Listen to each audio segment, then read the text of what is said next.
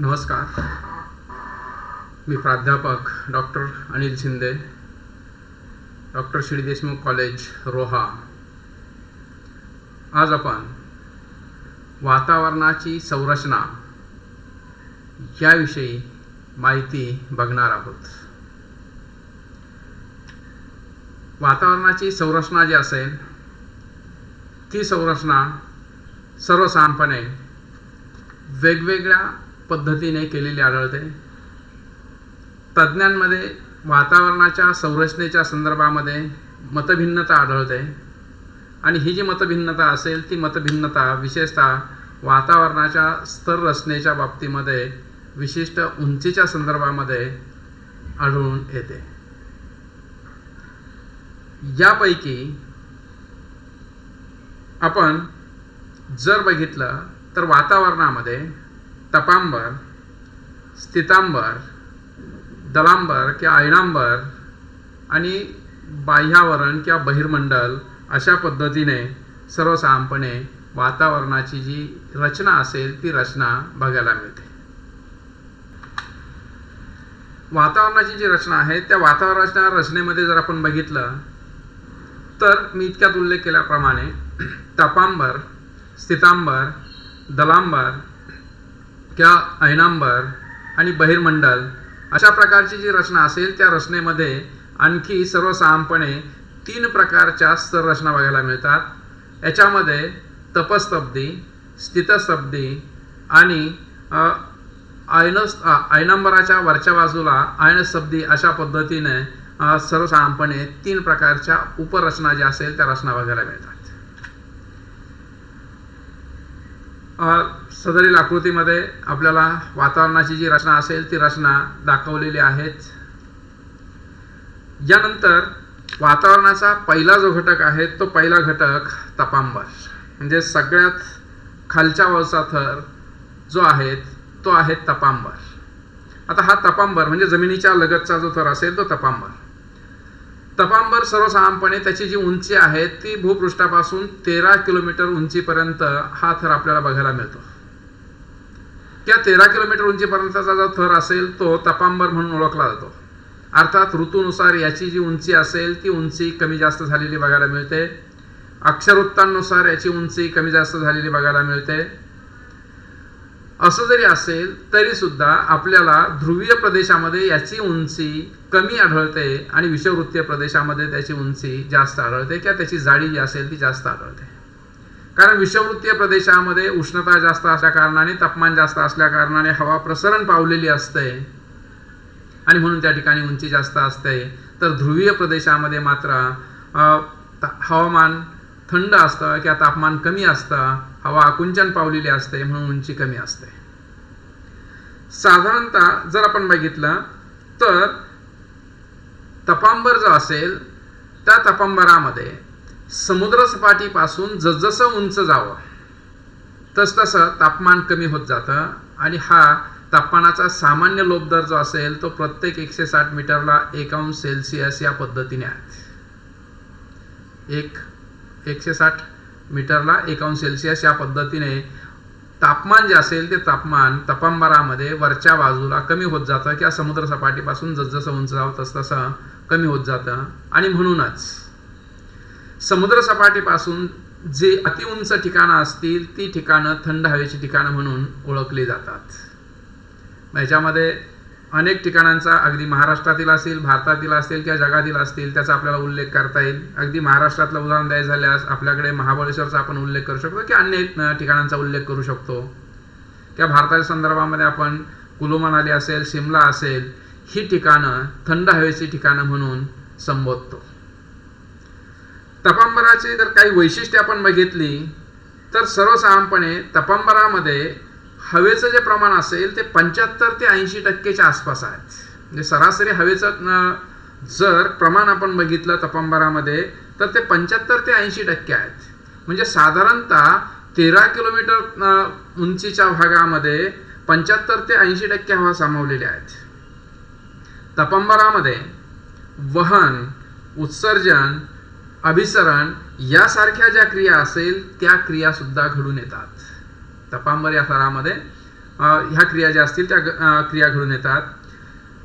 तपांबरामध्ये सर्वसाधारणपणे तापमान जे असेल ते तापमान संक्रमणाने वाढत जाते किंवा घटत जाते.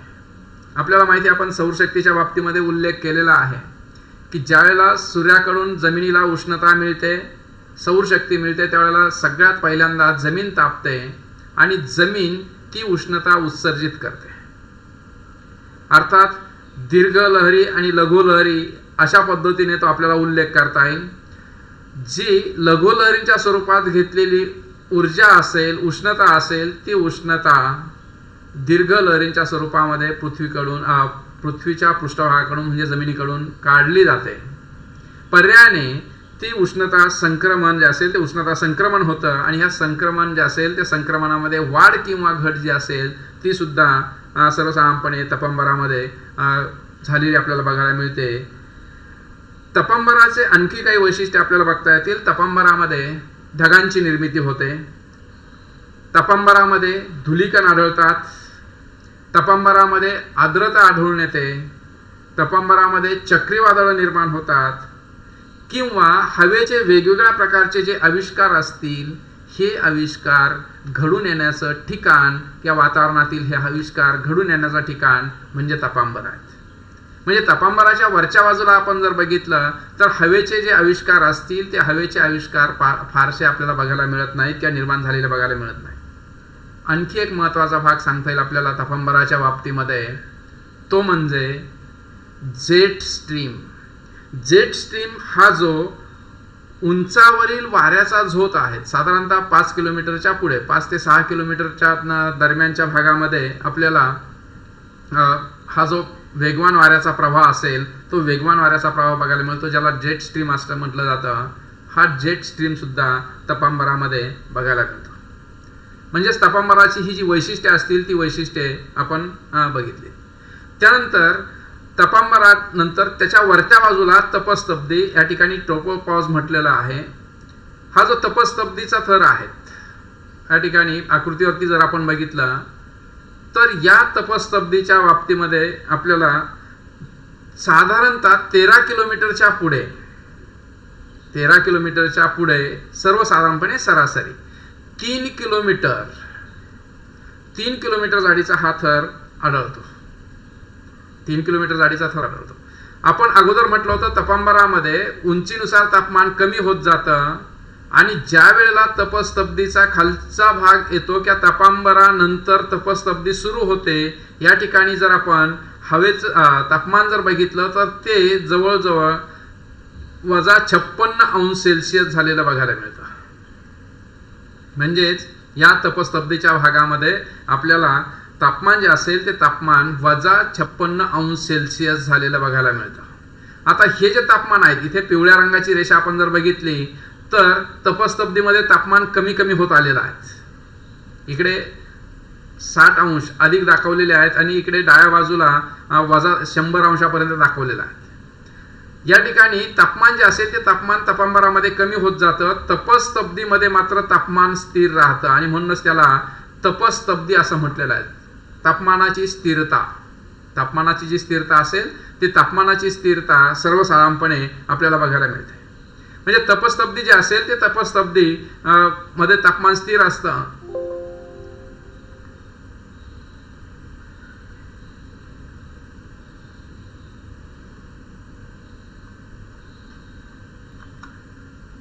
तपस्तब्दीमध्ये तापमान स्थिर असतं. तपस्तब्दी हा जो घटक असेल त्या घटकाचं वैशिष्ट्य असं आहे की तपांबरामधली जी आर्द्रता आहेत, आपण अगोदरच उल्लेख केला, आर्द्रता, ढग ह्यासारखे जे आविष्कार असतील ते तपांबरामध्ये आढळतात. आणि तपस्तब्दी काय करतं तर स्थितांबर आणि तपांबर या दोन्हींच्या दरम्यान काही मध्यस्थी करण्याचं काम करतं. आणि ही मध्यस्थी जी असेल ती मध्यस्थी तपांबरामधली आर्द्रता आणि त्याच्या वरच्यावरचा जो आकृतीमध्ये स्ट्रॅटोस्फिअर म्हटलेला आहे स्थितांबर आहेत, त्या तपांबर आणि स्थितांबराच्या दरम्यान काही विशिष्ट प्रकारची देवाणघेवाण करते. विशेषतः तपांबरातली आर्द्रता स्थितांबराला देते आणि स्थितांबरातला कोरडेपणा किंवा शुष्कता जी असेल ती तपांबराला देते. म्हणजे वरच्या बाजूने जर इथे आपण आकृतीमध्ये बघितलं तर हा स्ट्रॅटोस्फिअर स्थितांबर आपण त्याला म्हणू शकतो. स्थितांबर. आता हे जे स्थितांबर असेल त्या स्थितांबराचा जो कोरडेपणा असेल तो कोरडेपणा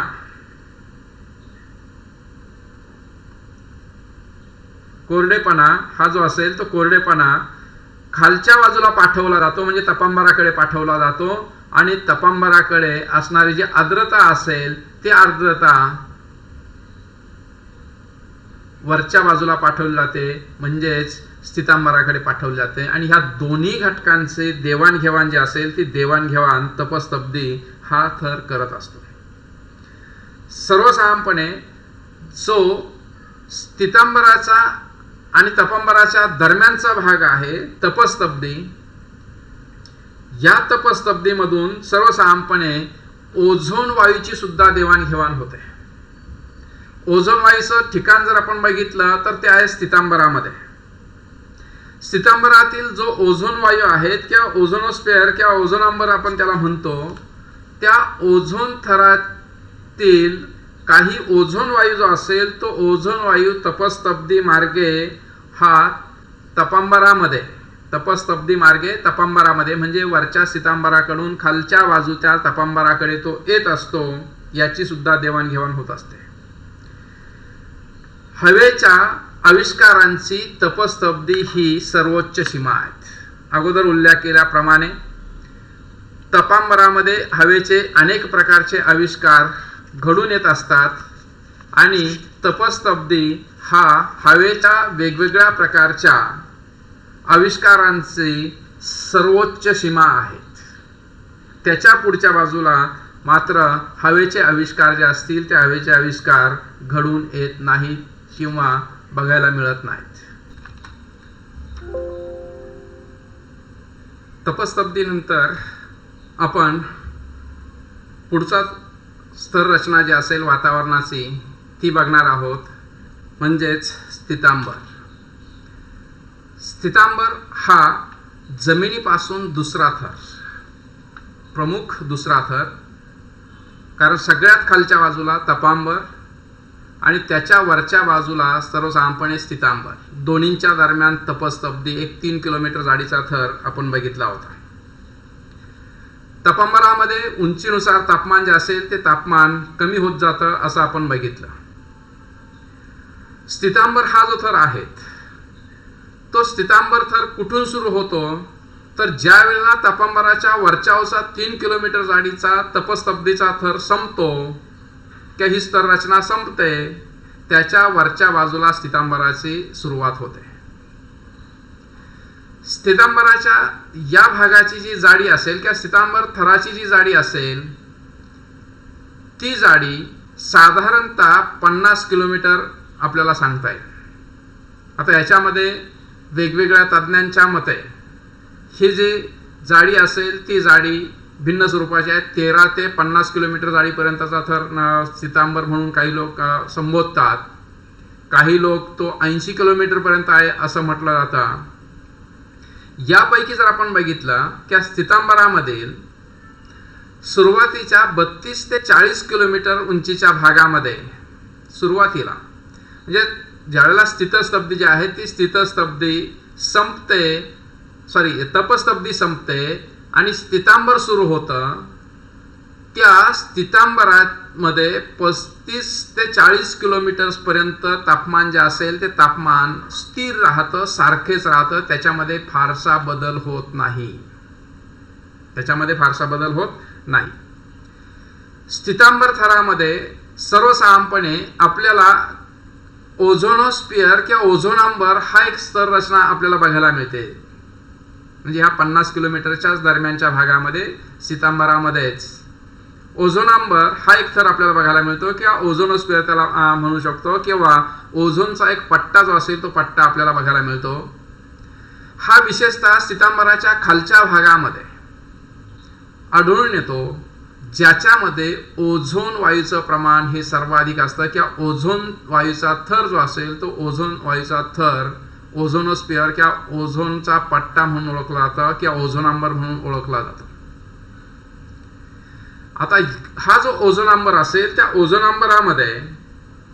सूर्याकडून येणारी जे अल्ट्राव्हायोलेट किरण असतील, जे अतिनील किरण आहेत, घातक आहेत, ती अतिनील किरण किंवा घातक किरण शोषली जातात. आणि याचबरोबर स्थितांबरामध्ये आपल्याला आणखी एक सर्वसाधारणपणे स्तर रचना, उपस्तर रचना बघायला मिळते. मध्यांबर किंवा मध्यावरण त्याला आपण म्हणू शकतो. स्थितांबराच्या वरच्या भागावरती मध्यांबर आहे किंवा स्थितांबराच्या वरच्या भागात मध्यांबर आहेत. या भागात तापमानाचे प्रमाण सर्वात कमी आहेत. म्हणजे आपण जर बघितलं, स्थितांबराच्या खालच्या भागामध्ये तापमान स्थिर राहतं. ओझोनोस्फिअर किंवा ओझोनंबर ज्या भागामध्ये आहे त्या भागामध्ये तापमान प्रचंड वेगाने वाढतं. आणि पुन्हा तापमान जे असेल म्हणजे स्थितांबराच्या वरच्या भागामध्ये तापमान जे असेल ते तापमान काहीस कमी झालेलं आपल्याला बघायला मिळतं. किंवा या भागात प्रमाण जे असेल ते प्रमाण कमी आहेत असं आपण म्हणू शकतो. म्हणजेच स्थितांबर जे असेल त्या स्थितांबरामध्ये तापमानात भिन्नता आहेत. आता इथे आकृतीमध्ये जर आपण बघितलं तर आकृतीमध्ये आपल्याला बघायला मिळेल की आकृतीमधला जो पहिला स्तर आपण बघितला किंवा स्तर रचनेमधला जर भाग बघितला तर तो होता सर्वसाधारणपणे तपांबर. जो खालचा, सगळ्यात खालचा भाग तपांबर. त्यानंतर इथे आपण बघितला होता तपस्तब्दी.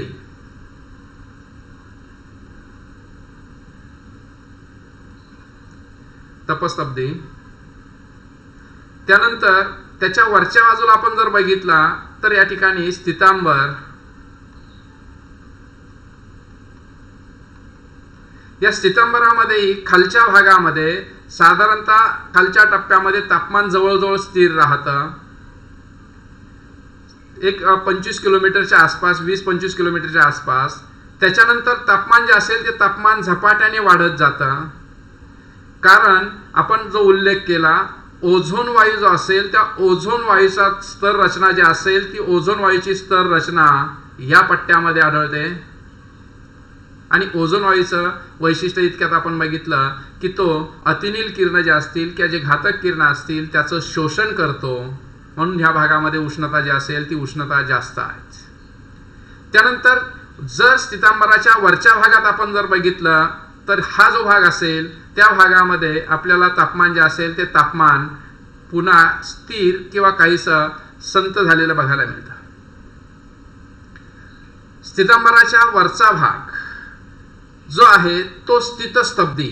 सगळ्यात वरचा भाग जो असेल तो स्थितस्तब्दी. म्हणजे स्थितांबराचे 3 टप्पे आपल्याला पडतात. खालच्या बाजूचा जो त्या ठिकाणी तापमान स्थिर आहे, मधला टप्पा जो आहे ज्या ठिकाणी ओझोन वायू आपल्याला आढळतो त्या ठिकाणी वेगाने तापमान वाढतं.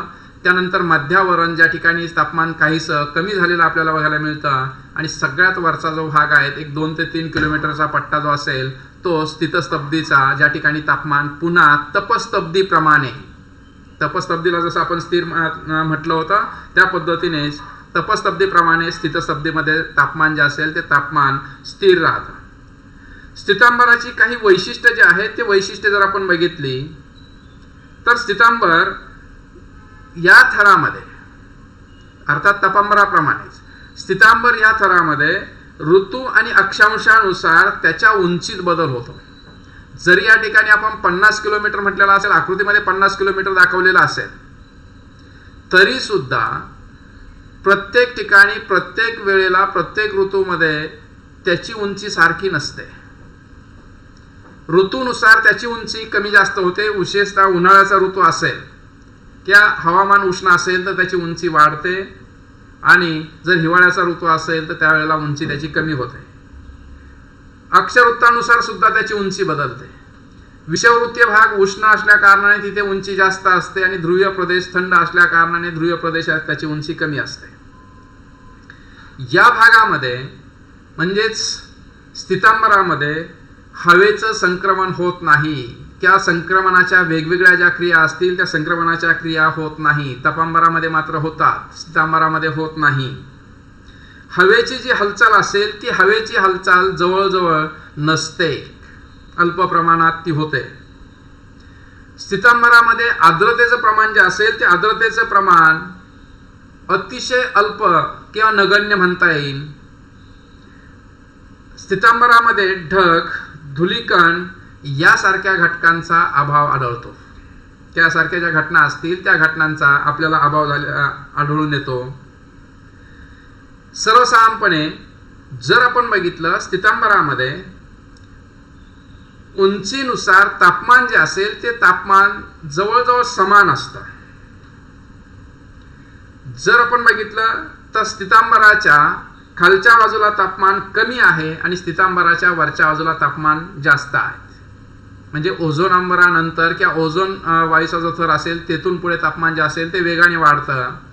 जरी वरच्या बाजूला ते स्थिर झालेलं असेल तर ते वाढलेलं आहे, वजा झालेलं नाही किंवा अगदी कोठणबिंदूच्या खाली गेलेलं नाहीये, तर ते तापमान जे असेल ते तापमान वाढत गेलेलं आहे. असं जरी असेल तर खालच्या बाजूला मात्र तापमान म्हणजे ज्या ठिकाणी तपस्तब्दी जे असेल ते तपस्तब्दी संपते आणि स्थितांबर सुरू होतं अशा भागामध्ये स्थिर राहतं, तापमान कमी आहे, गोठणबिंदूच्या आसपास आहे. ओझोनांबराच्या ठिकाणी मात्र ते वेगाने वाढतं आणि त्याच्या वरच्या बाजूला ते तापमान वाढलेलं असतं, परंतु काहीसा त्याच्यामध्ये वाढीचा जो कल असेल तो कमी झालेला असतो. त्यानंतर त्या स्थितांबराच्या वरच्या बाजूला स्थितस्तब्दी हा जो थर असेल ती स्थितस्तब्दी हा थर आपल्याला या ठिकाणी बघायला मिळतो. सर्वसाधारणपणे ह्या ठिकाणी हवामान स्थिर असतं, तापमान स्थिर असतं.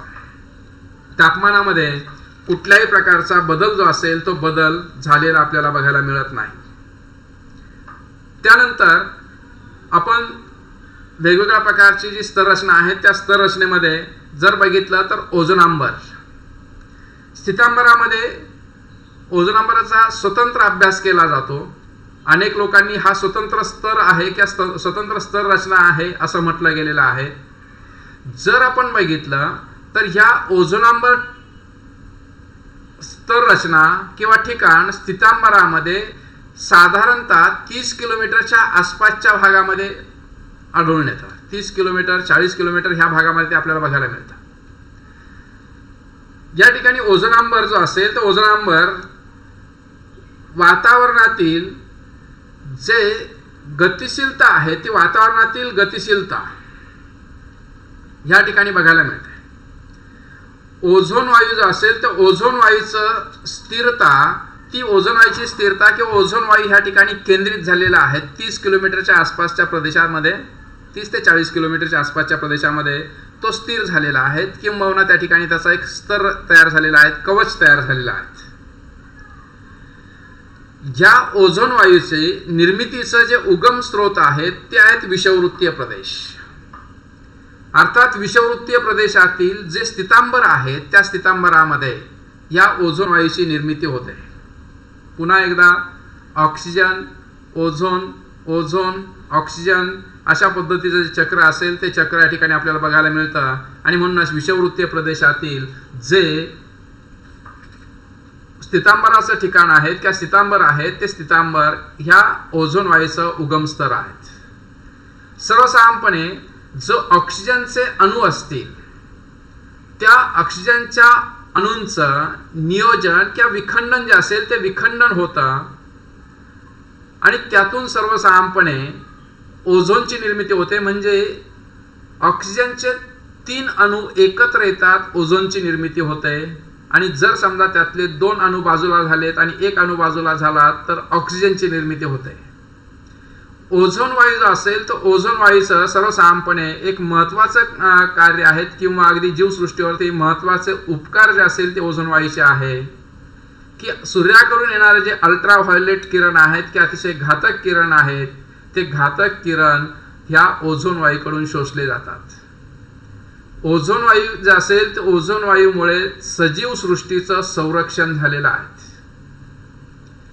याचबरोबर ओझोन वायू जे आहे त्या ओझोन वायूमधलं असणारं जे तापमान आहे त्या तापमानाचा परिणाम स्थितांबरामध्ये असणारे जे धुलीकण असतील, थोड्या प्रमाणात असणारे जे धुलीकण असतील, थोड्या प्रमाणात असणारी जी आर्द्रता असेल त्याचा परिणाम म्हणून ओझोनांबर थराच्या आसपास निशादीप्ती ढग दिसतात. म्हणजे रात्रीच्या वेळेला अगदी प्रकाशित झालेले जे ढग असतील ते ढग दिसतात. हे विशेषतः समशीतोष्ण आणि शीतकटिबंधाच्या आसपासच्या भागामध्ये बघायला मिळतात. विषुववृत्तावरती मात्र हे बघायला मिळत नाही. ओझोनांबर थर जो असेल त्या ओझोनांबर थरामध्ये जर आपण बघितलं उल्लेख केला तर तापमान जे असेल ते तापमान हे वाढलेलं असतं आणि स्थितांबराच्या वरच्या बाजूला जर आपण बघितलं तापमान तर ते तापमान सर्वसाधारणपणे 80 अंश सेल्सिअसच्याही पुढे गेलेलं असतं. 80 अंश सेल्सिअसच्या पुढे 80 अंश सेल्सिअसच्या पुढे ते तापमान जे असेल ते तापमान गेलेलं बघायला मिळतं. त्यानंतर आपण जर पुढची स्तर रचना बघितली तर त्याला आयनांबर आपण म्हणतो किंवा दलांबर म्हणतो. आयनांबर जे असेल त्या आयनांबराच्या बाबतीत उल्लेख करायचा झाल्यास स्थितांबराच्या वरच्या बाजूला म्हणजे स्थितस्तब्दी संपल्यानंतर आयनांबर सुरू होतं. या थराची जाडी जी असेल ती जाडी सर्वसाधारणपणे 80 ते 500 किलोमीटर्स या दरम्यान आढळते. म्हणजे समुद्र सपाटीपासून किंवा जमिनीपासून 80 किलोमीटर्स ते 500 किलोमीटर्स या दरम्यान आयनांबर थर आढळतो. या भागामध्ये जर आपण बघितलं तर हवेचं जे अस्तित्व असेल ते अस्तित्व अतिशय विरळ आहेत की अतिशय नगण्य स्वरूपाची हवा आपल्याला या ठिकाणी बघायला मिळते.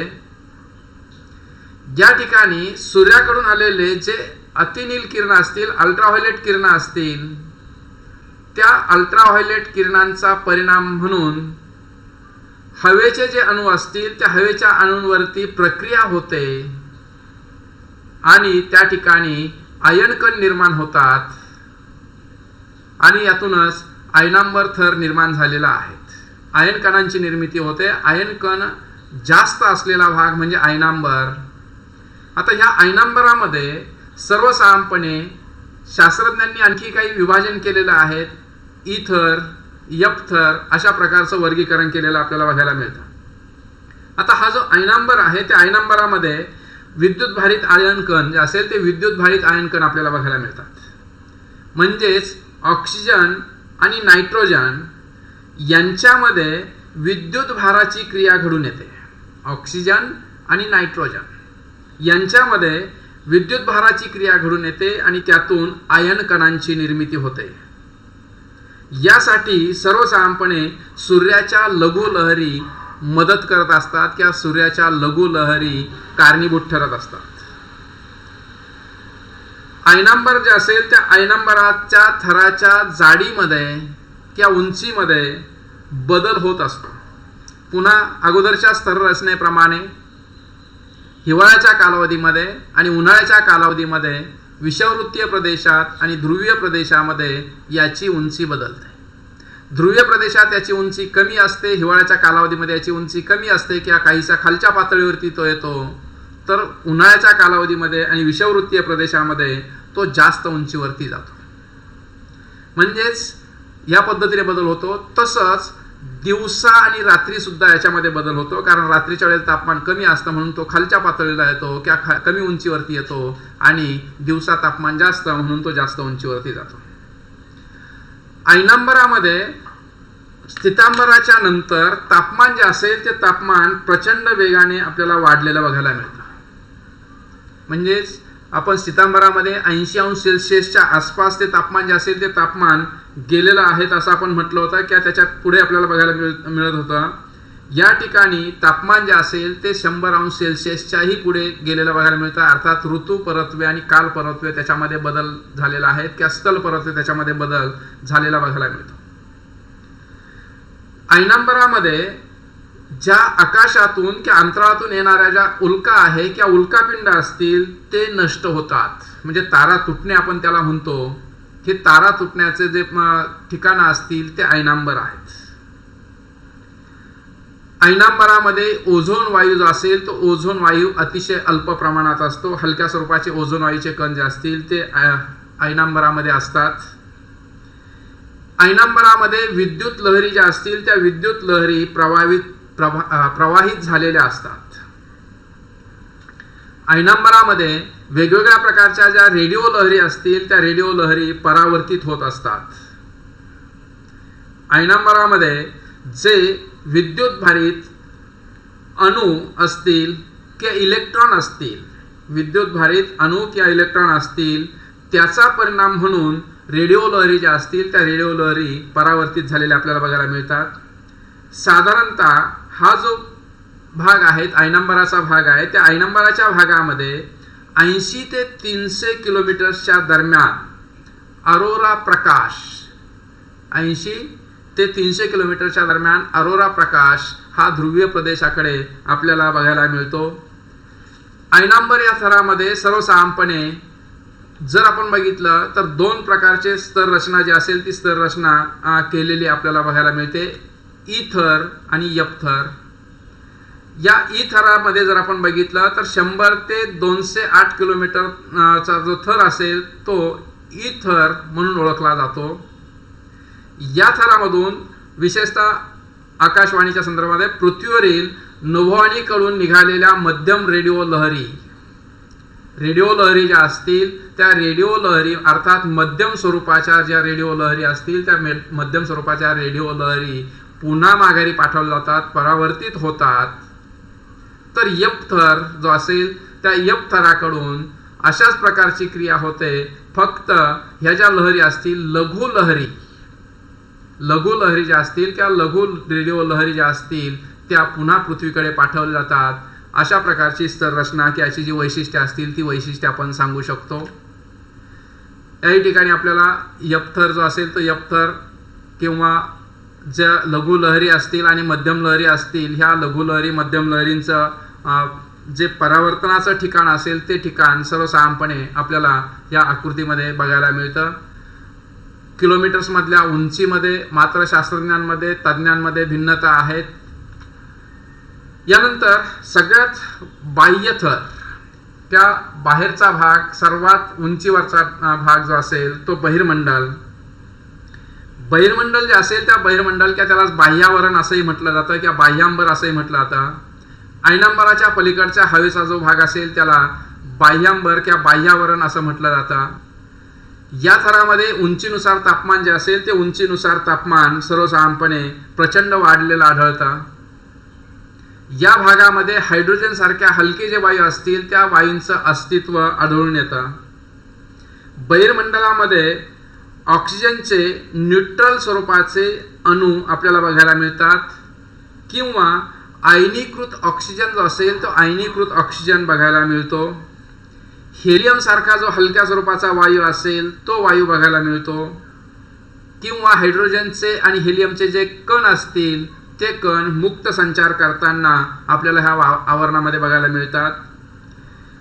विशेषतः या बाह्यावरणामध्ये किंवा बहिर्मंडलामध्ये जे वेगवेगळ्या प्रकारचे वायूंचे अणू आहेत त्या अणूंची जी हालचाल असेल ती हालचाल सर्वसाधारणपणे ऊर्ध्वगामी स्वरूपाची असते किंवा ऊर्ध्वगामी स्वरूपाची आहे, वरच्या दिशेला आहे. आणि ही वरच्या दिशेला होणारी जी हालचाल असेल ती ह्या अणूंच्या संदर्भामध्ये आपल्याला उल्लेखित करता येईल. त्यानंतर जर आपण बघितलं तर हा जो थर आहे त्या थराची रचना काही लोकांच्या मते 500 किलोमीटरच्या पुढे आहेत, काही लोकांच्या मते ती अगदी 700 किलोमीटरच्या पुढे आहेत किंवा अगदी वेगवेगळे जे तज्ज्ञ असतील त्या तज्ज्ञांनी या उंचीच्या संदर्भामध्ये मतभिन्नता जी असेल ती मतभिन्नता त्यांच्यामध्ये आपल्याला बघायला मिळते.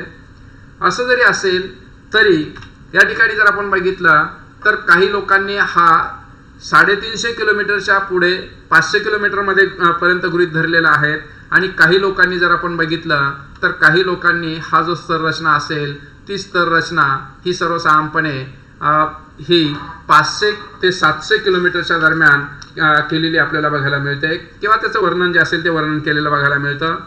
या ठिकाणी जर आपण बघितलं तर जो बाह्यावरण आहेत किंवा बहिर्मंडल आहेत त्या बहिर्मंडलामध्ये शेकडो अंश सेल्सिअस तापमान जे असेल ते शेकडो अंश सेल्सिअस तापमान आपल्याला बघायला मिळतं.